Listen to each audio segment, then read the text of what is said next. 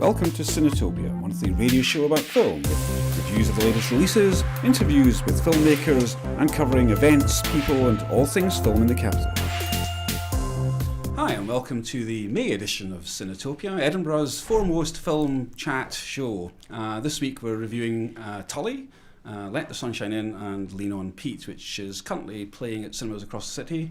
We'll also be talking about the imminent Cannes Film Festival. On top of that, we'll be discussing some of the upcoming events in Edinburgh, including screening at the Edinburgh Printmakers International Short. So, enough of that, and on with the first section of the programme, which will be talking about film reviews. So, Tully. Yeah, Tully. Tully is directed by Jason Reitman and written by Diablo Cody, and it tells the story of Marlo, who is a New York suburbanite mum who is imminently having her third child. It revolves around her relationship with her husband, who is sort of an absent-minded, doesn't really understand the trials and tribulations that she is going through. And at the behest of her wealthy brother, she calls this night nanny, Tully, who sort of comes in and is a breath of fresh air into her life, and she immediately feels better and sort of stronger and sort of more assured in her position, or so it seems.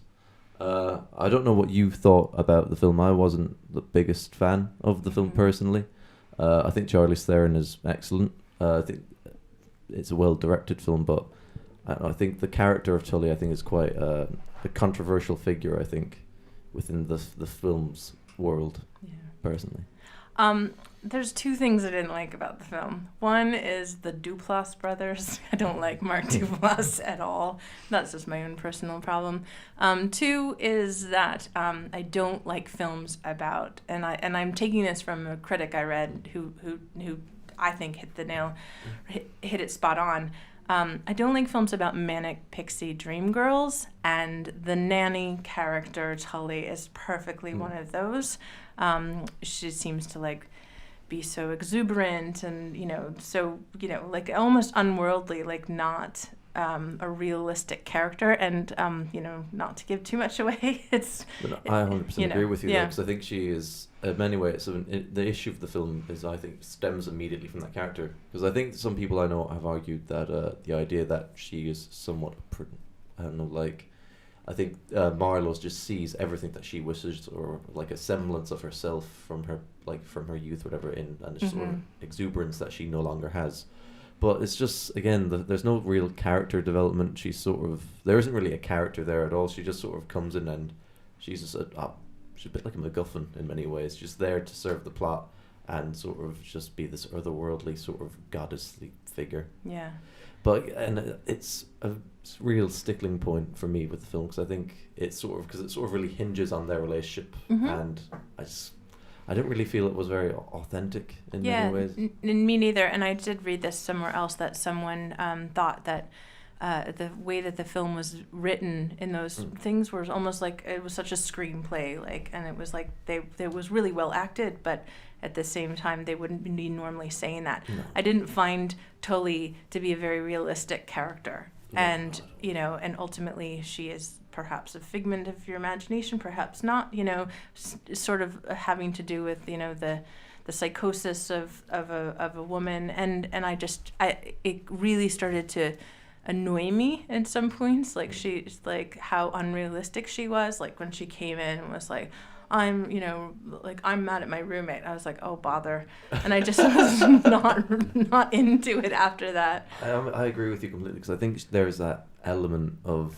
again, there's just no real character there at all. I just feel that, again, I think the actress is Mackenzie Davis. I think she's quite a good actress, but there's not a lot to work with. And I feel, again, the idea of the manic pixie dream girl, again, I think it's just a problem I find with the film. I think when Diablo Cody was writing the film, I think she just sort of saw a caricature of this is what a girl in her 20s is like. She is really sort of open-minded, exuberant, has multiple relationships, blah blah blah, and it just sort of rings very hollow. And I think the film suffers a lot for that, and also its portrayal, I think, of depression, I think, is rather sort of controversial. I think it's very sort of simplistic. I feel like I'm in an unfortunate position because I'm not a mother, so I can't really understand these sort of. And I feel like maybe if someone had gone through these experiences, I know they actually tested this with a lot of audiences to see, oh, well, these are the kind of stories that mothers have, and they threw that without. And I think there were certain moments where it was very compelling.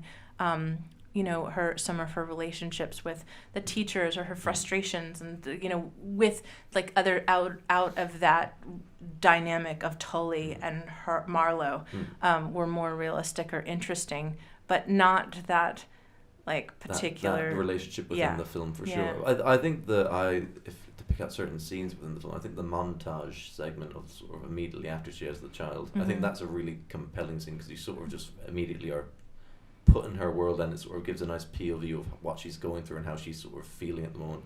And her husband is sort of just completely blissfully ignorant about her suffering during this period, and it's really tough to watch those scenes, especially I think with the relationship with her son as well. I would have loved that to have been explored a lot more. I think within the film, I think it's a bit of a missed opportunity because I think the film could have has elements of like films like Juno, which I think is a great film. Yeah.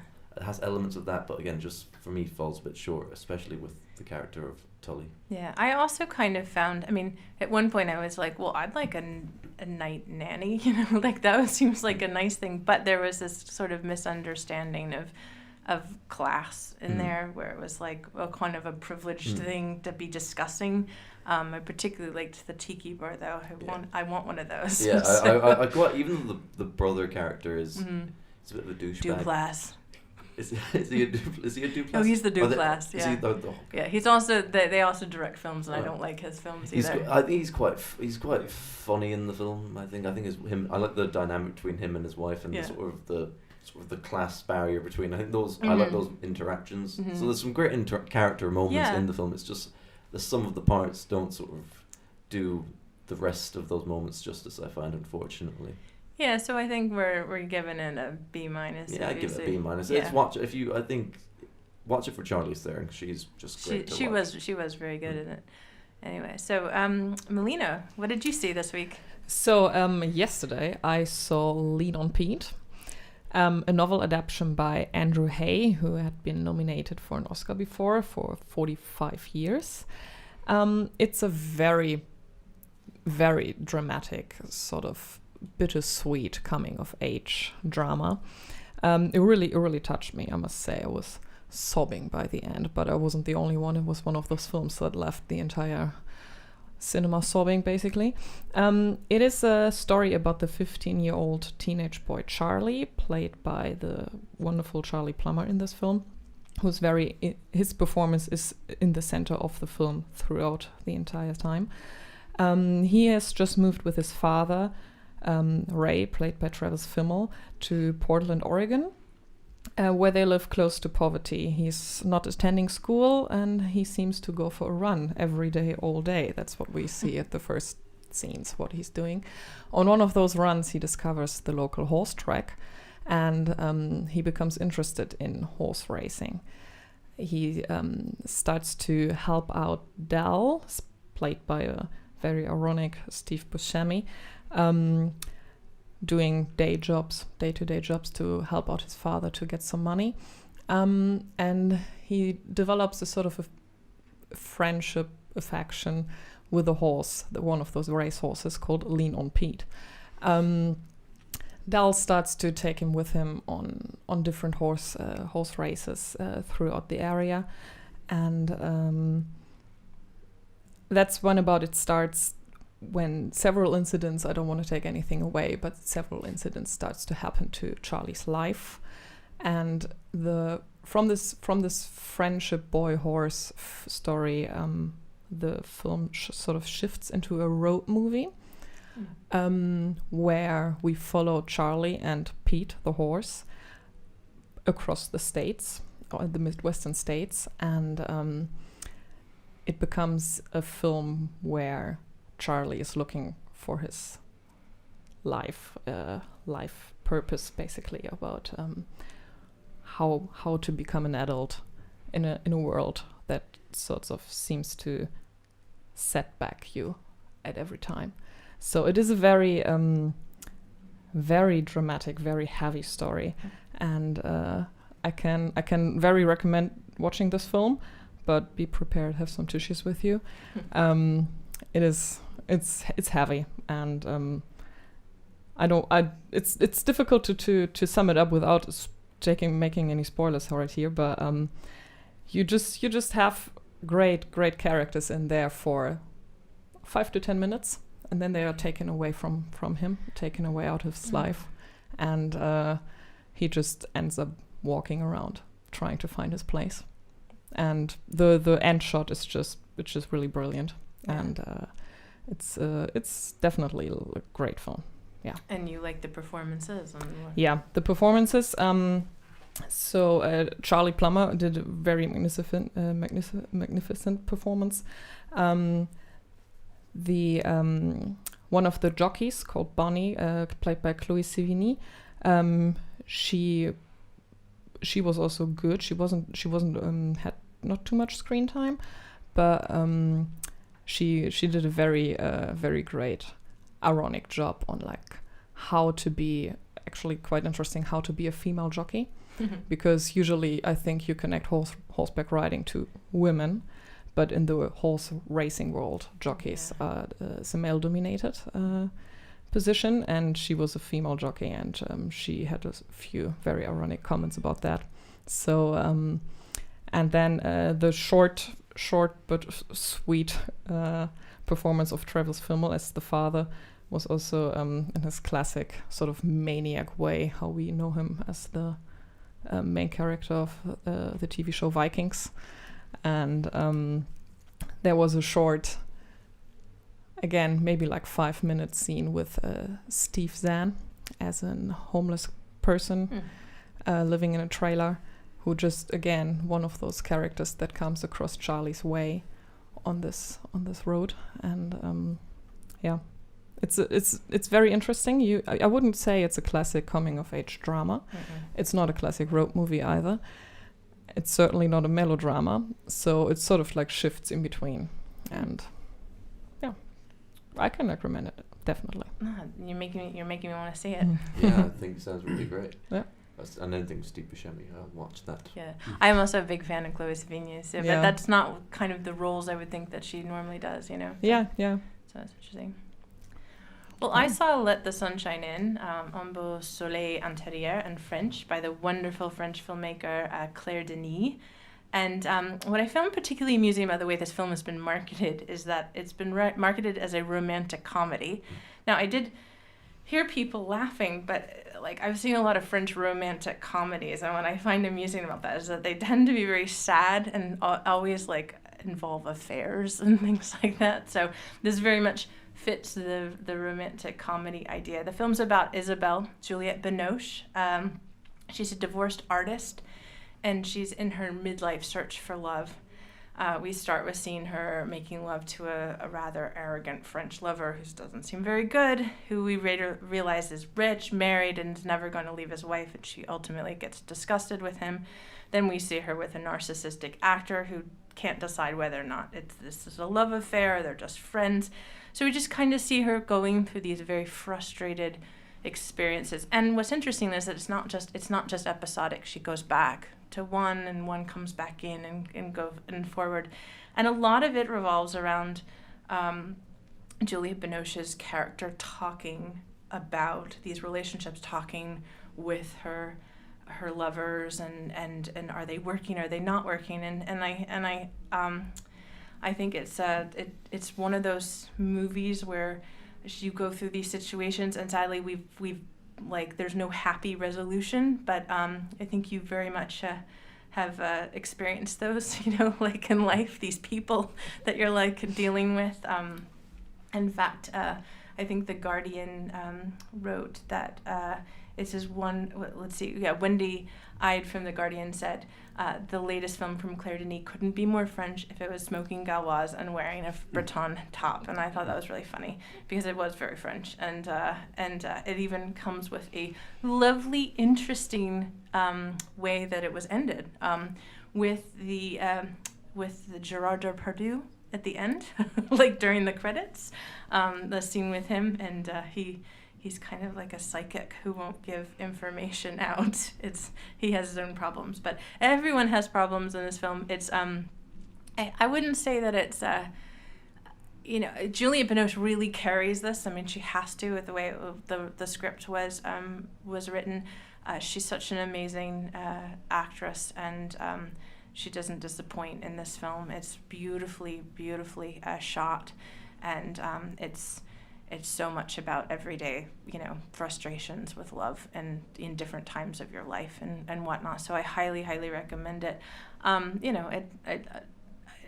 Maybe it's not 100%, but it's definitely worth a look. But don't expect it to be a super comedy. That's my only caveat.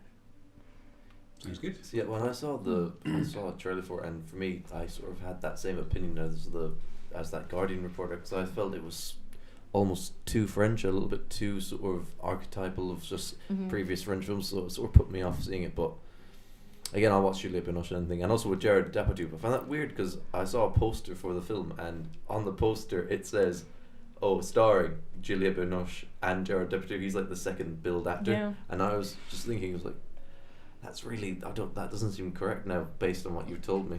Well, he does have an important role because it's a very odd ending, in the fact that like there is a scene that goes over the credits, and then so it's kind of like this innovative way to make the credits sort of stop, and then you still are sort of in the scene, I think, if I recall, and then it goes to black.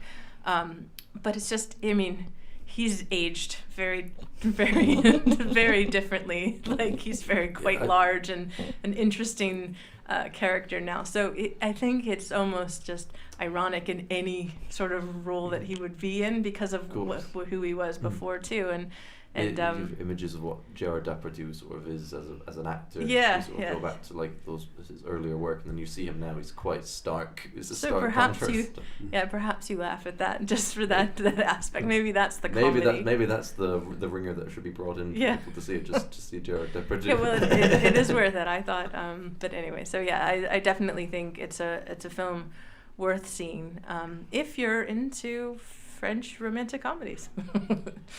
Yeah, things like Umbrellas of Cherbourg and all that sort of stuff. Yeah. Excellent. Sounds good, yeah. I think my favourite French romantic comedy is Priceless. I don't know if you've seen that.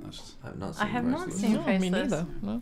It's a bit edgy, so we'll Okay. We'll watch it and come It's back funny. next month. So thanks for those reviews, guys. They sound great, and those films are currently screening at cinemas across Edinburgh, so there'll be opportunities for everyone to go and see them if they get the time. In the meantime, we're moving on to talk about a film screening that we carried out at the Edinburgh Printmakers there on May the 11th. So the Edinburgh Printmakers are based in a lovely old Victorian building in Union Street, which was the old block Printmakers premises, and they've turned it into a fine arts and film exhibition space. And we screened there on Friday a programme in connection with the exhibition they're currently screening, they're holding, which is called Translations and Travels, and it's by the Norwegian-based artist Imi Maufey. So she's created some work around the theme of international trade, and we were asked to support that by providing a programme of films on that theme. So we carried out an interview with some of the people involved in the exhibition at the Printmakers, and we'll let you hear that now. So here I am at the Edinburgh Printmakers with Judith Liddell, who is the Programme Coordinator here at Edinburgh Printmakers. That's right. It's a wonderful Victorian building, isn't it? Yeah. Tell us a bit about the history. It's the last standing wash house in Edinburgh. This was originally a steamy and a public wash house before houses had hot running water. We really tried to keep that social aspect alive with the community that we have in the studio. So what kind of work do you do here? So printmaking, but also you do art exhibition? Yeah, absolutely. First and foremost, we're a fine art printmaking studio, so we allow artists and practitioners the facilities to make their livelihoods and to make their creative practice. But on top of that, we have a year-round programme of exhibitions and events and an education and outreach programme that augments and interprets that. So you do also, animation tuition. I noticed you're doing a printmaking. Yes, we're doing our first ever animation course here at Edinburgh Printmakers. Actually. If only I had the time. Oh, I know. I feel the same way. I work here, and I wish I could be in the studio all the time. So tell us a bit about that. It's actually making an animation from print. Is it from print blocks and? Yes, it's sort of learning how to make moving images from prints. So it works really well with sort of fast and ready printmaking techniques, so things like dry point and monoprint, and learning how to put these images on top of each other to create the illusion of moving image.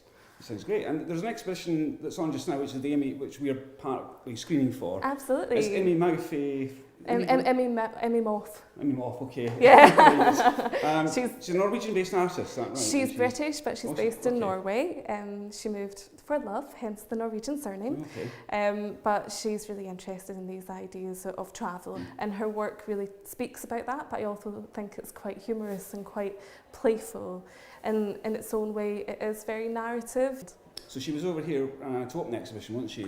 Yeah, she was here to open the exhibition, but she also had a period of residency in Edinburgh where she undertook a period of research about the city and immerse herself in the culture here so that she could make editions that sort of spoke about what Edinburgh means to her. So about the screening tonight then, do you do a lot of film screenings here in this old wash house, or? We do a couple a year, but we don't profess to be a cinema by any way, shape or form. It's all quite lo-fi. We've been described as quaint as a screening venue before. It's a full house tonight though, so that's yeah, great. It's a full house. Yeah, we're really lucky to sort of work with you guys on this, and so we're thank screening you. one of Emmy's own films, aren't we, as well? Yes, the film was made during a period of residency during the Tall Ships race. Oh yeah, wasn't that a while back? I mean, it was quite a few years ago. Leith? No, it wasn't when it came to Leith, but don't ask me the exact year that the film was made in, because I can't tell you. But it gives you a really nice sense of the realities of working on that kind of ship and the camaraderie and the toil that goes into that kind of experience. Well, we'll look forward to seeing that. Oh, thank you very much. Looking forward to seeing the other films. Absolutely, of course. Thank you so much. Well, thanks for having us. So that was our chat there with the Edinburgh Printmakers who are moving into the world of film exhibition, and look forward to hearing more about that in the future. We're now going to talk about the imminent Cannes Film Festival and the ongoing controversy around Netflix. And so guys, what do you think about the Cannes Film Festival and about this ongoing spat they seem to be having with the US-based online film distributor? Well, I don't know I don't know if you guys know a little bit more about it. From what I know, Netflix is not allowed to put their films in Cannes, correct? Yeah. Well, it's just actually not only Netflix, it's also Amazon Studios. So it's not about Netflix in particular, it's about streaming platforms who are also involved in film production. Right. And there is this regulation in France that the films that are attending Cannes have to be screened in French cinemas afterwards. And because Netflix and also Amazon Studios not that much, but in particular Netflix says no, we want to have the films on our platforms, we're not bringing the film into cinemas. Cannes Festival is saying, well, then you're not meeting the regulations for our festival too. There's like a 3 years or something, like a really long. There's a very long. I think for to go from cinema to streaming services, there needs to be like a 3 or 4 year wait before you're able to do that, and obviously Netflix won't do that. Will not do that, right? So that's proving quite tricky for them, because obviously I think a lot. I don't really understand their end game though, because obviously Cannes is the most prestigious film festival in the world, and surely. And if you do like a 2-week run, which I believe they're doing with Martin Scorsese's new film, he'll have a 2-week run in cinemas before they put it onto Netflix. So I don't understand their sort of pushback against doing that. I really don't see their end game at all. You don't see Netflix's end game? No, because I think obviously they're trying to upset the apple cart, and obviously but again, it's just. I think a lot of filmmakers themselves, I think it should be the choice of the filmmaker. Obviously, Netflix are supporting these filmmakers and getting these certain films made that would maybe not be made in other circumstances. But I think, first and foremost, if a filmmaker wants to have their film screened in a cinema, you should allow it. Obviously, if they want to do it, if Netflix have their stipulations, they'll have to adhere to that. But I don't think they should try and remove the theatrical experience just for the sake of it. It's sort of like trying to burn up down the system for no particular reason, I think. Yeah, I mean, on one side, I think the petition was from French cinemas, so it was a little bit about cinemas trying to keep, film in their theaters, kind of the same way that I think Amazon for a while was not allowed to, like, there were sort of price regulations on books because we were trying to keep bookstores around. But what do you think, Paul? Well, I don't know. Are other film festivals going to follow suit, I think? Is that a possibility?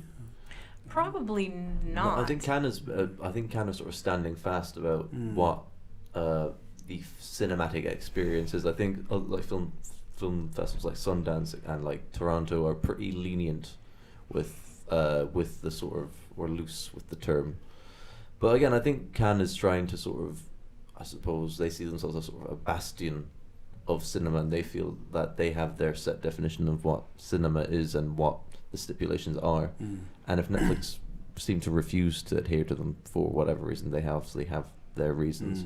I suppose Netflix could set up their own film festival, See, I've actually read a very interesting article about Netflix. They might start buying theaters, like in the States. I think I was reading it on like Variety or one of those on an American trade sort of paperback, that they are planning to like sort of just buy up theater chain, like a theater chain, maybe a smaller one, and use that as their platform to firstly for Oscars, I think, so they can maybe just screen them there, and then obviously to adhere to Cannes regulation, which would be very interesting, I think, for the American cinematic experience. I also think that because if Netflix plans to do that, it's a very interesting development. I think Netflix buying cinemas in the US. I think this entire dispute between Cannes and Netflix is a very French discussion, because not only because Cannes Festival is so prestigious in itself about like celebrating the art of cinema, it's also, I think, how cinema is valued in France in particular. And how they watch. I mean, if you go to Paris, it's like everyone goes to the cinema every night, and that's just not very common elsewhere. I mean, not to say that it's not. I mean, I go to the cinema weekly, but it's just way more of a common thing.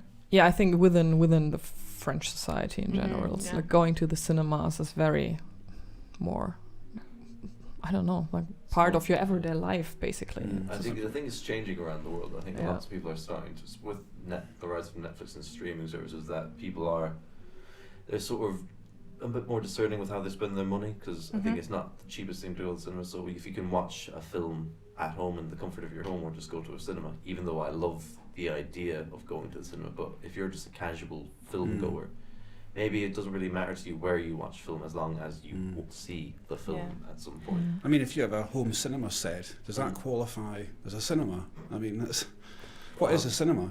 How do they define a cinema? Again, I think it's more for Cannes in particular. The idea is again a very French issue, but I don't know. I think for me, I think it should be down to the filmmaker. I think the most important thing is it should be the filmmaker's choice about how their film is exhibited, and then the festivals and Netflix can sort of come to some agreement where it suits everyone. I think most filmmakers would want their film screened in a cinema. I mean, you don't make a film to have it streamed on a laptop. Sometimes you don't have a choice, though. That's the thing. Well, you don't. But I think if you did have the choice, you ask the filmmaker, they'd probably say, "I'd really like it to be in cinema." A great example of this is Alex Garland, his last film, Annihilation, with Natalie Portman. I believe it was distributed by Paramount in the States, but Netflix distributed it in Europe, and because of that, it wasn't screened in cinemas here. It was just put straight on Netflix, and Alex Garland was very annoyed about it, because he had made the film, and it's a massively cinematic film. It's very sort of a very big budget film. It's a big budget science fiction film, and he was quite miffed that people were just watching it on Netflix, while he said, "I built this to be seen on the biggest screen possible." So it's rough that way, and I think Steven Spielberg has chimed in by being he has, hasn't he? Yeah, he says that it's like a HBO film, so that should be so Netflix films should be like the Emmys and stuff like that, and maybe the Golden Globes, but he doesn't think they should qualify for Oscars. It's like what's the show? Is it Big Little Lies? That is an Emmy show. It's a very cinematic show, but it's still not cinema. Yeah. So I think it's interesting, but again, Steven Spielberg. But isn't that a duration thing? So like obviously, you know, I guess that HBO film is on terrestrial television. You know, a feature length film potentially could be like an ESPN, you know, like documentary was nominated for an Oscar and an Emmy. You know? For sure, but I think Steven Spielberg obviously comes from a generation of, he has his, obviously, like the French, he has his fixed ideas about what cinema is, and obviously the medium is evolving as time goes on. But I think Netflix are being a little bit too aggressive in their approach. Yeah. So I don't think it takes anything away from them to screen it in a cinema.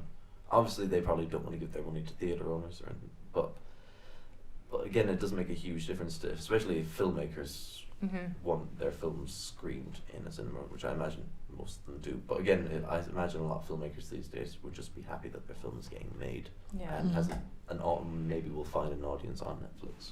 It sounds like they're both being a little aggressive on both sides and not coming to the middle. But we'd be curious to hear what you guys think. So tweet us at Cinetopia Show and let us know if you're on Netflix's side or Cannes' side.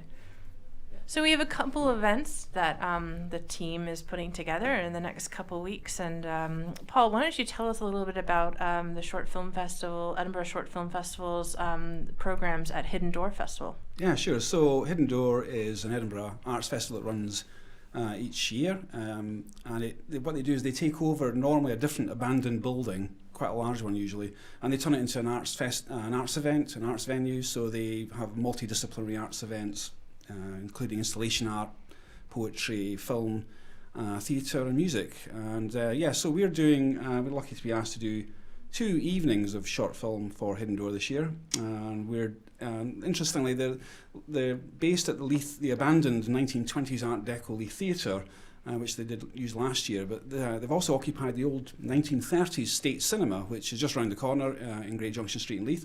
And it's a marvellous 1930s Art Deco building, beautiful looking building, currently inhabited by Jehovah's Witnesses at the moment. It was formerly a bingo hall, and before that it was the old Egyptian themed nightclub at the end of Great Junction Street, and now it's going to be restored back to its use as a cinema for the first time, I think, since the 1950s, or maybe 1973 actually, I seem to remember. Was the last time it was used as cinema, so we're quite excited about that. There's lots of other film events obviously on at the State Cinema during the Hidden Doors run, including, I think, the Edinburgh International Film Festival showing Blade, but we're screening a live action programme on June the 1st, some of our documentaries and dramas and so on. We're also showing an animation programme on the Sunday, so if you're around both those dates, Sunday is June the 3rd and Friday is June the 1st. If you're around on those dates, then feel free to drop by and have a look. So it looks like fun. They haven't got a floor yet. I remember last time I was there was just basically joists, but hopefully that will be in place. Otherwise it'll be a bit uncomfortable. So looking forward to that. Yeah, and be sure to check out our YouTube site because we have a video about the tour you took of the That's right. Yeah, it's on YouTube already. Okay. Well, my PC's melted, so I haven't been online for a few days. It is a bizarre building actually. Yeah. It's a really big auditorium. I think it would probably hold a few hundred anyway. It's enormous. As I say, it used to be a nightclub. Well, it's been many things, but previous incarnation was a nightclub. And they still have some of the Egyptian-themed relics kind of lining the walls. Looks kind of like Elvis has discovered Tutankhamun's tomb, you know. Yeah, it's quite bizarre. Yeah, it is pretty strange. But yeah, it's also a bit spooky, you know, to be fair, quite dark in there. So take care if you do come and visit. Probably bring a torch. I'm sure they might have lighting. Well, hopefully they will. So that'll be fun. It is actually very big, so there should be plenty of space for people. Quite excited about that actually, because it's a very big venue, and you know, it'd be nice to have a cinema that size in Leith. If they could. I know for a fact though that it's owned by a company called Persimmon Homes, and I think the plan is though to turn it into flats at some point down the line. So sadly will probably not be a cinema for much longer. This is maybe your only chance to see it as nature intended. And we have another event coming up as well, the Short Film Festival, and our Cinetopia radio show and Cine Club are hosting its second meetup on the 10th of June with the Leith Festival. And you tell us a little bit about Leith Festival. Leith Festival, yes. So actually this is a long story, really, but we started exhibiting films for the Leith Festival back in the previous decade. Which is where the Edinburgh Short Film Festival kind of grew out of that, and we starting in 2011. So the Leith Festival is a community, one of the largest community festivals in Edinburgh, runs the first 2 weekends in June and the week in between every year. They also have a gala day and a gala parade and lots of arts events.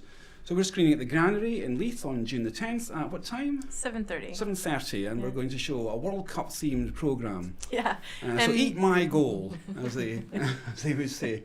The short film that were premiered at the Edinburgh, well, it was at the Edinburgh Short Film Festival, right? That's right, Ur Wally, which is a cracking short documentary about Eleanor, who's the mascot for Stennismuir Football Club. Wally the Warrior was a Viking character. So Eleanor plays the part of Wally quite vociferously, and she stands up for herself, it's fair to say. Very entertaining. Eleanor's a great character. The film is hilariously funny and thoroughly recommended. Very much enjoyed by the audience last year at the Edinburgh Short Film Festival. So we're very much looking forward to screening that. And hoping, if Eleanor's around, she's perfectly welcome to come along. Bring Wally the Warrior suit and we'll do a Q&A if she's listening. Be great. Well, we hope that you will join us for both of those, those 3 events. And also always feel free to contact us through Twitter or Facebook, Cinetopia Show. Let us know what you think about the films we reviewed, the events you went to, or your thoughts on. Or if you know of a film event in Edinburgh that we haven't heard of, then by all means get in touch, tell us about it. I'd be happy to have you come on and chat about the event. Or if you know of something you're planning, we'd love to, or even making films, then please get in touch and we'll have a chat. So thanks for listening to the 4th edition of Cinetopia. We'll be back again next month with an exciting lineup. In the meantime, please share the show and tell your friends about it, and catch you next time. Thank you. Cinetopia is a monthly radio show produced by the team at Edinburgh Short Film Festival, Scotland's largest dedicated short film event. Check out our website and social media for news at edinburghshortfilmfestival.com. The show was produced and brought to you by Amanda Rogers, Will Mitten, Melina Volterman, Paul Bruce and Julia Kovanova. The music was composed by Callum Rankin.